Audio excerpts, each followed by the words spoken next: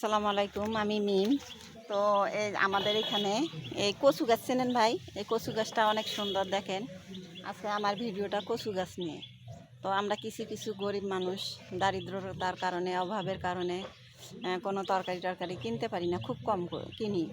তবে এই গরিব মানুষেরা একটা আমাদের তরকারির ব্যবস্থা করতে পারি, যারা বিনামূল্যেই পাওয়া যায় কচু।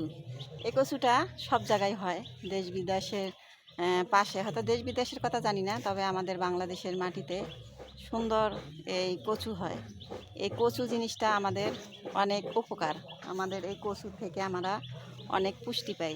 যেমন শরীর দুর্বল থাকলে কচু খেলে আয়রনটা পূর্ণ হয়, চোখের সমস্যা থাকলে এই কচু খেলে আয়রনটা পূর্ণ হয়।